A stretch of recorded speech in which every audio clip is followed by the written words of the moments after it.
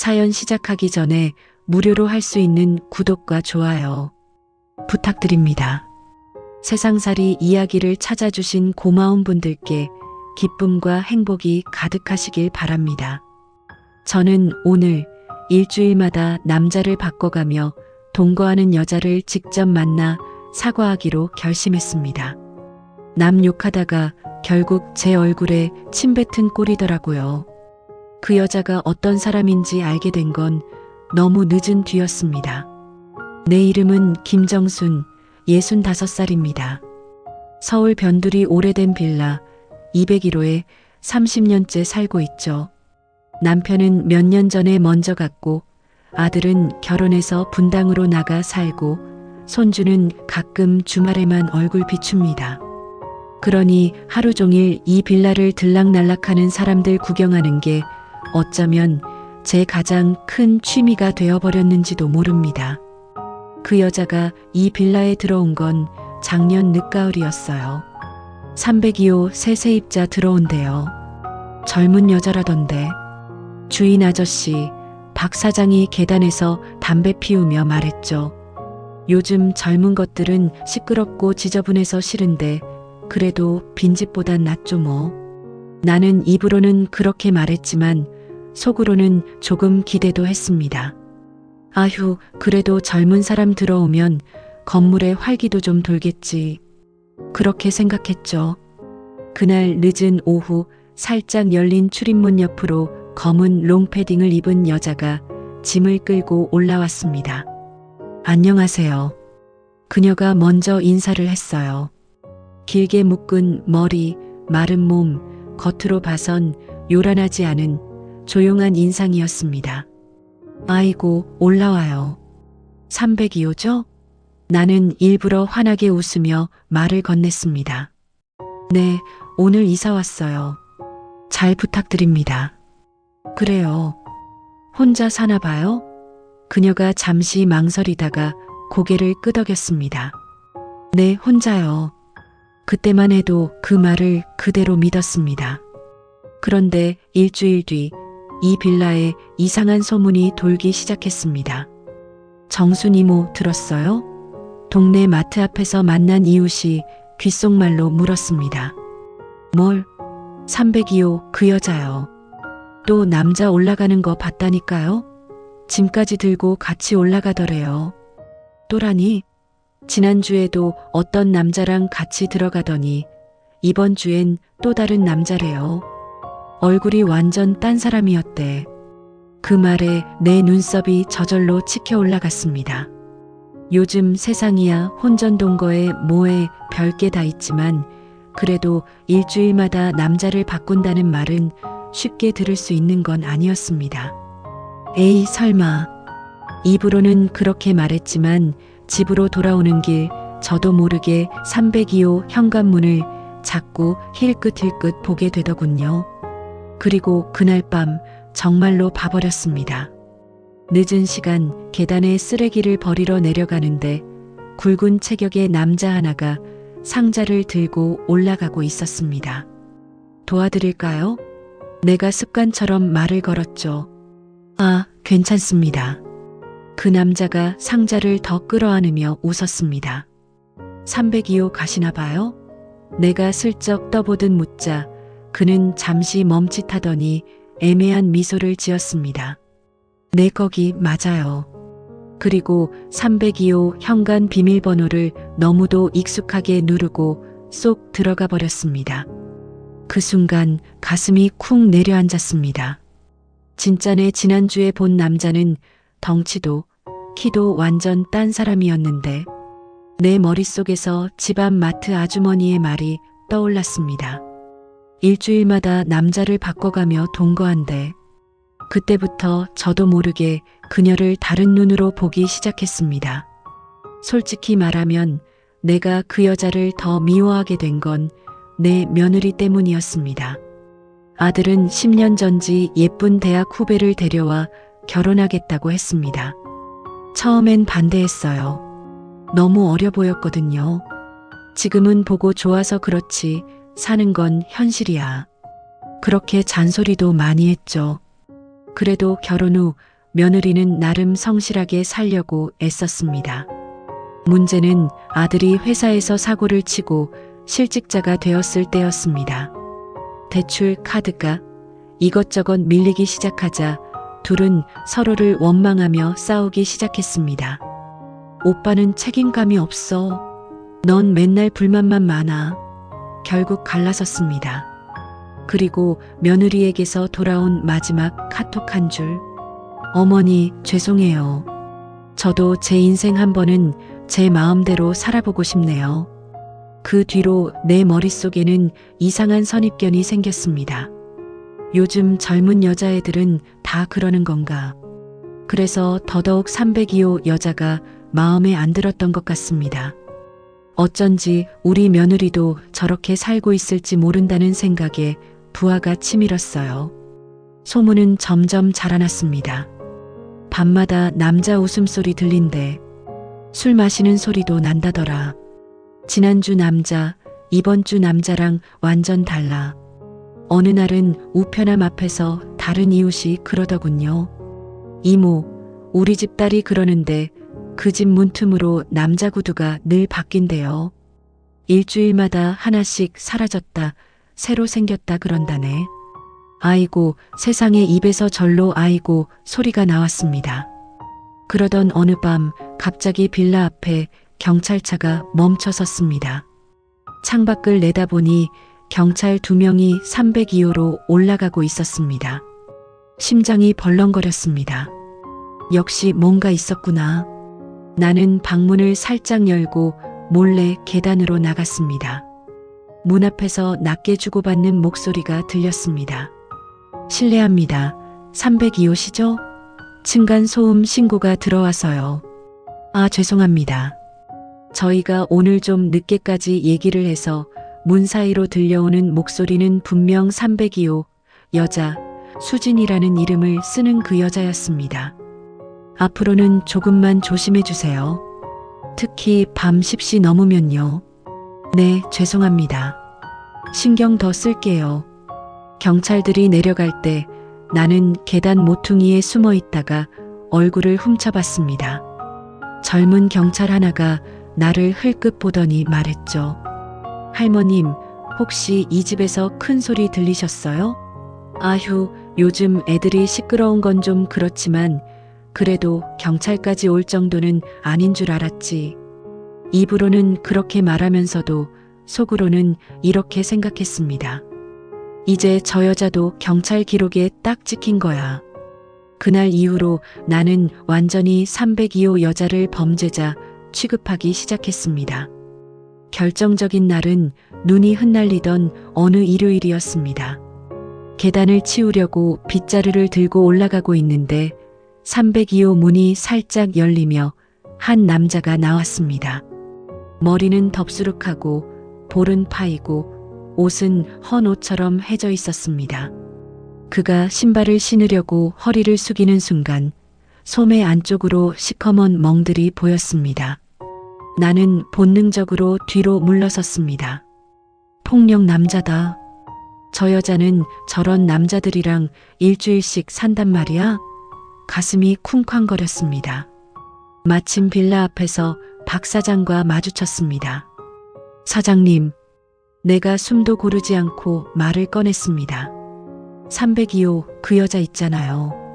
예, 왜요? 월세 꼬박꼬박 잘 내던데. 잘은 무슨 사장님은 잘 모르시나 본데요. 일주일마다 남자를 바꿔가며 동거를 해요. 경찰도 한 번 왔었고 박 사장의 표정이 살짝 굳어졌습니다. 그래요?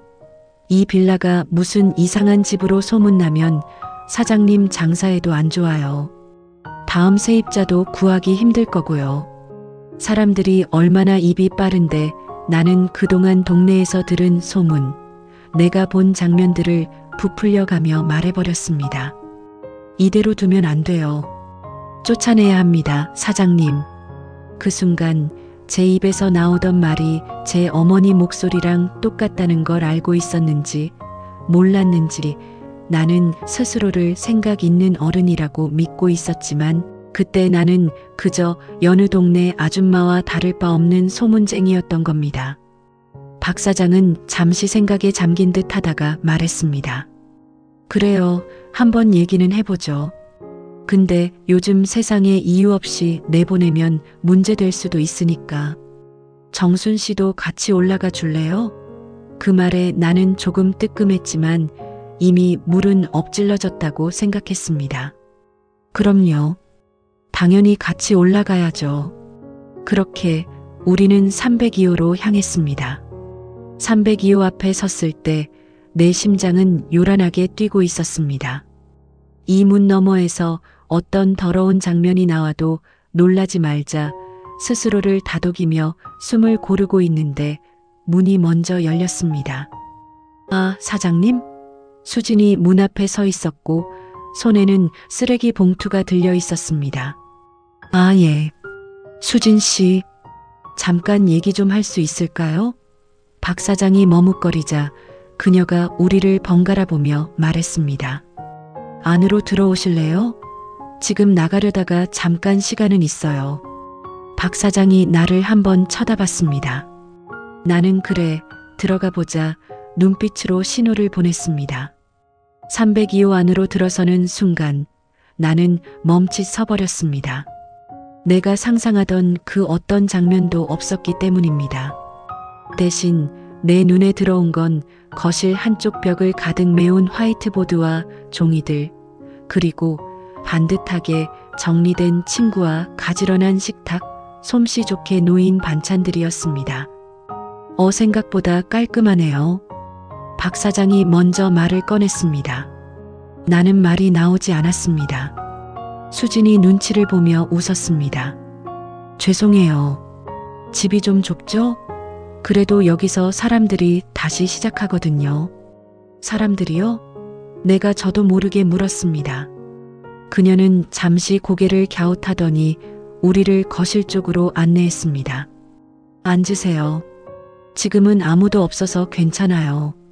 아무도 없다니 그럼 같이 살던 남자들은요? 내 질문에 수진의 표정이 살짝 굳어졌다가 곧 담담해졌습니다. 아, 혹시 그 얘기 들으셨나요?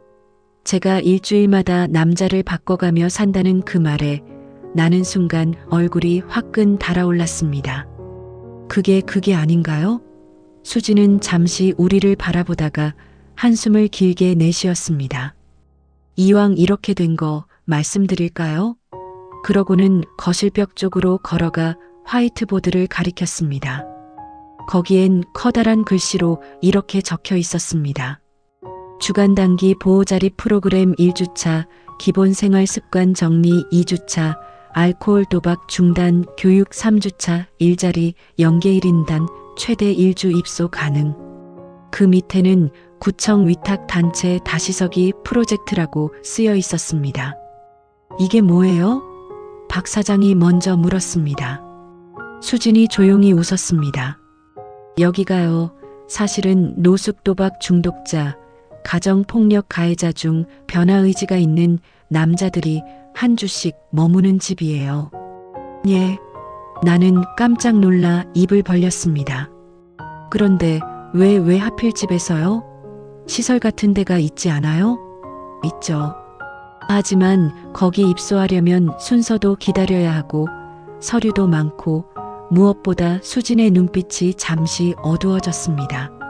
문 앞까지 겨우 온 사람들이 등 돌리고 돌아서는 걸 너무 많이 봤거든요. 딱 일주일만이라도 누가 옆에 있어줬으면 좋겠다. 그렇게 말하는 사람들을요. 그녀는 식탁 위에 놓인 파일을 펼쳐 보였습니다. 거기에는 여러 사람들의 이름과 입소 기간, 퇴소 후 근황 같은 것들이 적혀 있었습니다. 김알코올 중독, 노숙 3년 일주 입소 후 일자리 연계, 현재 고시원 거주 정 도박 중독, 가정폭력 가해, 전력 일주 입소 후 상담 연계, 현재 별거 상태로 치료 중. 그러니까 지금까지 이 집에 왔다 간 남자들은 내가 겨우 물었습니다. 네. 수진이 고개를 끄덕였습니다. 결혼 안 했거나 가정에서 쫓겨난 어디로도 갈 데 없는 남자들이에요. 저랑 동거하러 온 게 아니라 살려달라고, 한 번만 붙들어 달라고 온 사람들이죠. 순간 머리를 세게 얻어맞은 것 같았습니다. 그동안 제가 머릿속으로 그려왔던 장면들, 소문들, 욕설들이 한꺼번에 무너져 내렸습니다. 하지만 일주일마다 남자가 바뀌잖아요. 그건 규정이에요. 수진이 말을 이었습니다. 구청이랑 약속한 게 있어요. 이곳은 단기보호소라 1인당 최대 7일. 그 안에 샤워하고 옷 갈아입고 기초 상담받고 일자리 면접도 보고요. 여기 있는 동안만이라도 술 안 마시게, 도박 안 하게, 누구 때리지 않게 제가 옆에서 지켜보는 거고요. 창문 밖에서 아이들 떠드는 소리가 들려왔습니다. 나는 다리가 풀려 의자에 털썩 앉았습니다. 근데 이런 힘든 일을 왜 혼자서 수진이 잠시 창 밖을 바라보다가 낮게 웃었습니다. 제 아버지가 그랬거든요. 예, 제 아버지도 도박으로 집을 날리고 마지막엔 가족 버리고 나가버리셨거든요. 엄마는 그 충격으로 우울증 앓다가 젊은 나이에 돌아가셨어요. 그녀의 목소리는 담담했지만 그 안에 들어있는 오래된 상처는 쉽게 느껴졌습니다.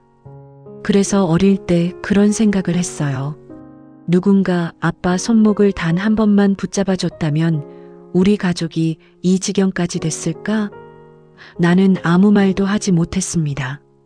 물론 모든 사람이 변하는 건 아니에요.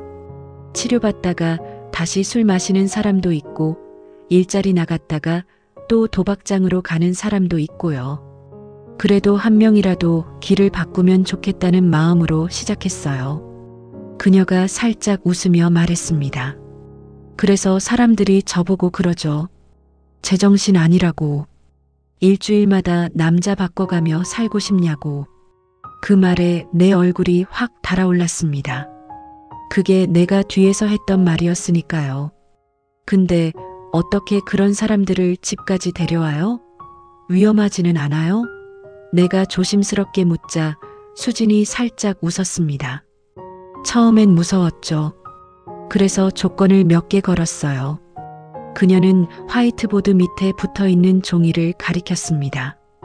입소 조건 폭력행위 전력자는 보호소 동행 후 상담소 연계 수량물 중독자 해독 병원 연계 후 2차 입소 동거 기간 중 음주도박 폭력 시 즉시 퇴조 그리고 아무나 받지 않아요. 다 구청이나 상담센터에서 1차로 걸러진 사람들이에요. 그래도 혹시 모르니까 사장님이랑도 상의하고 옆집 아주머니랑도 비상 연락망 만들어 놓고 그 말에 나는 숨이 턱 막혔습니다. 사장님이랑 상의했다고요? 네. 계약할 때 다 말씀드렸는데요. 혹시 모르니까 문제 생기면 바로 신고하시라고 했어요. 나는 슬쩍 박 사장을 쳐다봤습니다. 박 사장이 당황한 얼굴로 웃었습니다. 예, 뭐 그게 좋은 일하는 거라 생각해서요. 정순 씨한테도 한번 얘기하려다가 괜히 또 걱정하실까봐. 걱정은 무슨 내가 먼저 나팔수 노릇을 했는데. 볼이 뜨거워졌습니다. 수지는 우리 표정을 보며 무슨 마음인지 눈치챈 듯 했습니다. 혹시 안 좋은 소문 들으셨어요? 제가 남자들이랑 어쩌고 저쩌고 그녀가 웃으며 묻는데 저는 도저히 웃을 수가 없었습니다. 소문을 들은 게 아니라 소문을 만든 사람이 나였는데 가슴이 쿵 내려앉았습니다. 사실 내가 이웃들에게 했던 말, 마트 아주머니에게 흘렸던 말들이 어디까지 퍼졌을지 감도 안 잡혔습니다. 그때 초인종이 울렸습니다. 아, 오셨네요. 수진이 말하며 나가더니 조금 뒤 한 중년 남자를 데리고 들어왔습니다. 까맣게 그을린 얼굴, 조금 허름하지만 깨끗하게 다려진 셔츠, 손에 쥔 비닐봉투. 여기 어제 퇴소하신 철수 아저씨예요. 사장님한테 드릴 종이 있다고 해서 안녕하세요. 그 남자가 어색하게 인사했습니다. 나는 본능적으로 몸이 굳어졌습니다. 이런 사람이랑 같이 살았던 거야? 그런데 그 남자가 박 사장에게 봉투를 건네며 말했습니다. 저기 늦게 시끄럽게 해서 죄송합니다. 저 같은 사람 들여보내주신 것만 해도 감사한데 소리도 많이 질렀죠. 그의 목소리는 작게 떨리고 있었습니다.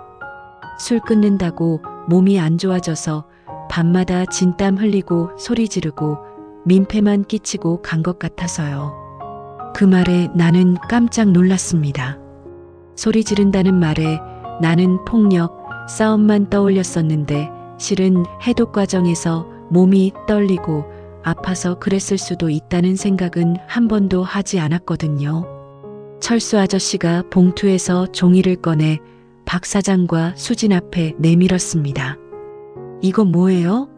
수진이 묻자 그가 쭈뼛거리며 웃었습니다. 구청에서 재활 프로그램 합격했다고 다음 주부터 청소 용역 일자리 나가도 된다고 다시 서류 갖고 오라길래 사장님이랑 선생님한테 먼저 보여드리러 왔죠. 내가 알던, 내가 머릿속에서 그리던 한 주마다 갈아치우는 남자는 이런 모습이 아니었습니다. 노숙자, 도박꾼, 동네 깡패처럼 상상했는데 눈앞의 남자는 그저 조금 지친 아저씨 같았습니다. 수진이 웃으며 말했습니다. 잘했어요, 아저씨. 약속 지켰네요. 다음에 힘들어도 다시 여기로 도망 오면 안 되는 거 아시죠? 그땐 제가 안 받아줘요. 예, 그래도 가끔 멀리서라도 와서 인사 한번 드려도 되겠습니까? 그럼요. 그 정도는 제가 허락할게요. 그 둘의 대화를 듣는데 가슴 한쪽이 서늘해졌다가 따뜻해졌다가 했습니다.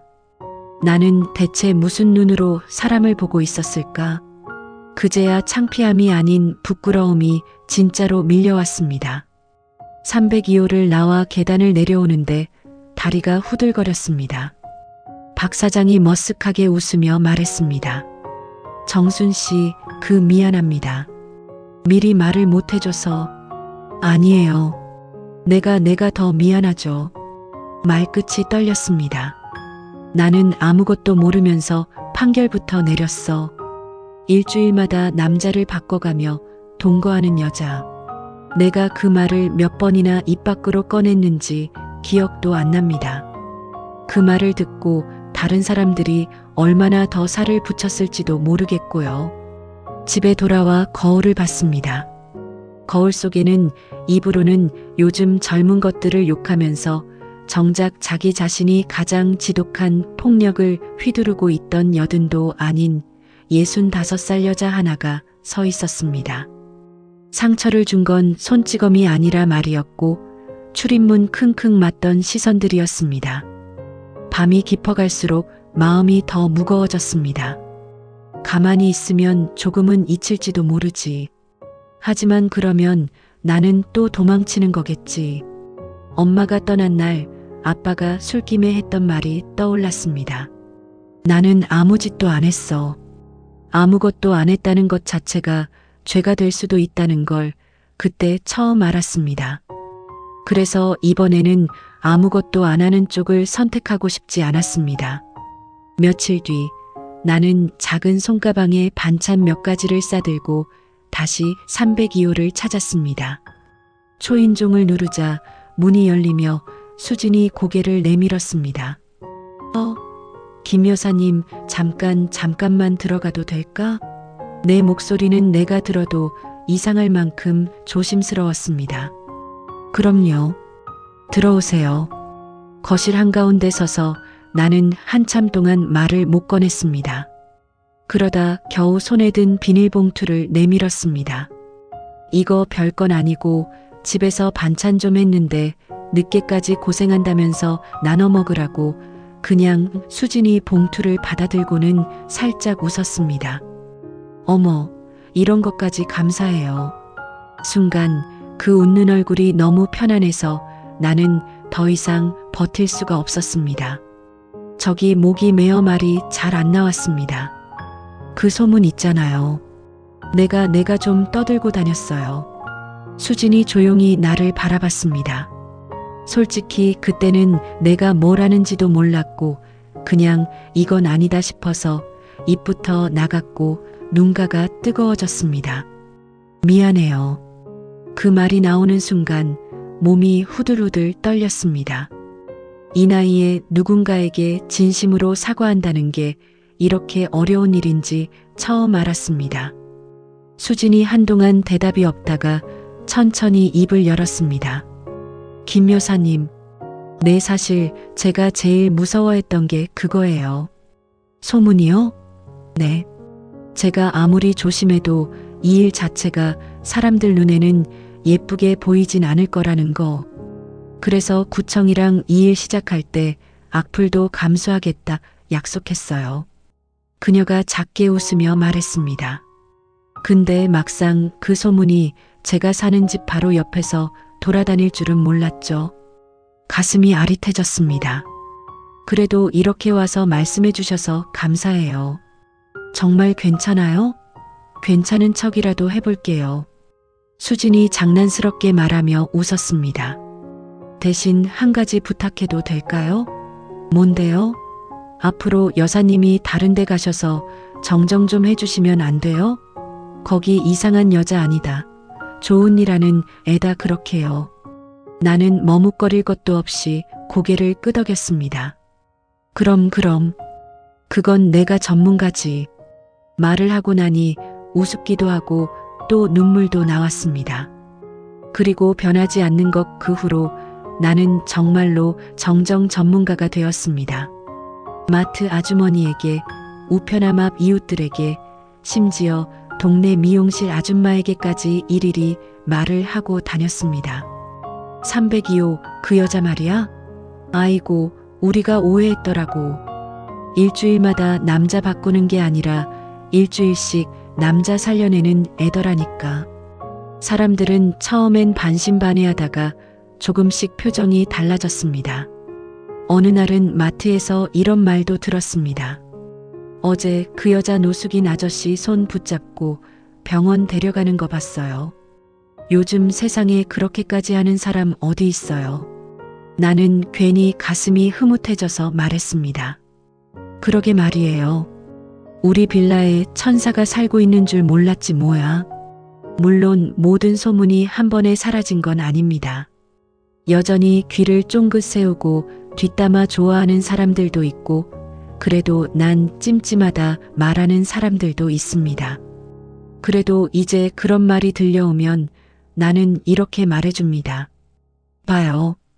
우리도 다 누군가에게 오해받을 수 있는 사람들이잖아요. 그래도 누군가 한 사람쯤은 진짜를 알아봐주면 조금 덜 외롭지 않겠어요? 얼마 전 수진이 내게 부탁을 하나 했습니다. 여사님, 혹시 주말에 시간 되세요? 왜? 이번에 퇴소하신 분들 중에 혼자 사는 아저씨들이 많아서요. 김치볶음 같은 거 좀 가르쳐 드리려는데 제가 요리는 영 자신이 없어서. 그 말에 나는 피식 웃었습니다. 아이고 좋지. 그런 건 내가 또 도사지. 그렇게 어느 토요일 오후 302호 거실에는 서툰 손으로 팔을 썰다가 비명 지르는 아저씨들과 그 옆에서 잔소리하는 나, 그리고 그 모습을 웃으며 바라보는 수진이 함께 있었습니다. 김치볶음에 설탕은 조금 넣고 간장은 너무 많이 넣지 말고. 에이 아저씨, 손가락까지 볶을 일 있어요? 웃음소리가 방 안을 채웠습니다. 문득 이상한 생각이 들었습니다. 내가 이렇게 이 사람들하고 웃고 있을 줄 누가 알았을까? 여사님, 수진이 부엌에서 나와 조용히 제 옆에 앉았습니다. 네, 가끔 그런 생각해요. 누가 제 이름 대신 붙여준 별명이 하나도 틀리지 않았다고. 무슨 별명? 일주일마다 남자를 바꿔가며 사는 여자. 나는 눈을 동그랗게 떴습니다. 수진이 웃었습니다. 근데 이제는 그 말이 조금 다르게 들려요. 일주일마다 다른 사람 인생을 한 번씩 붙잡아 보는 여자. 그렇게요. 그 말을 듣는 순간 가슴이 뭉클해졌습니다. 그럼 나는 내가 장난스럽게 말했습니다. 뭐라고 불러야 하나? 일주일마다 밥 해다 주는 할머니? 수진이 깔깔 웃었습니다. 좋은데요? 그 별명은 여사님이 평생 들으셔도 하나도 안 부끄러울 것 같아요. 그 웃음 속에서 나는 비로소 내 안에 오래 머물던 어떤 덩어리가 조금은 녹아내리는 걸 느꼈습니다. 며느리에 대한 서운함, 아들에 대한 원망, 세상에 대한 불평, 그 모든 것들이 조금씩 아주 천천히 다른 온도를 띠기 시작했습니다.